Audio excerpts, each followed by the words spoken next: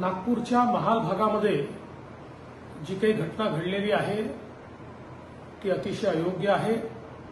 अशा प्रकारे जमा होऊन दगडफेक होणं हे अत्यंत चुकीचं आहे।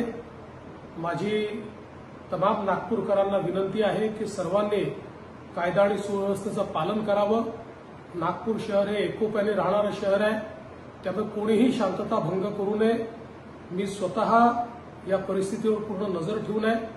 नागपूरच्या पोलीस आयुक्तांना स्पष्टपणे सांगितलेलं आहे की जे दंगे करत असतील त्यांच्यावर कडक कारवाई केली पाहिजे। पोलिसांवर जर कोणी हमला करत असेल तर ते देखील अतिशय गांभीर्याने घेतलं जाईल।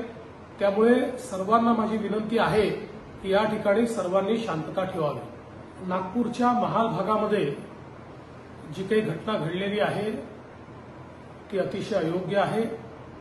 अशा प्रकारे जमा होऊन दगडफेक होणं हे अत्यंत चुकीचं आहे।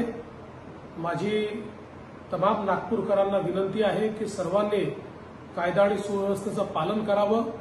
नागपूर शहर हे एकोप्याने राहणारं शहर आहे, त्यामुळे कोणीही शांतता भंग करू नये। मी स्वतः या परिस्थितीवर पूर्ण नजर ठेवून आहे।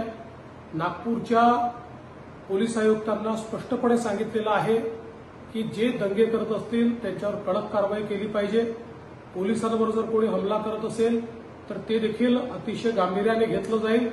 त्यामुळे सर्वांना माझी विनंती आहे की या ठिकाणी सर्वांनी शांतता ठेवावी।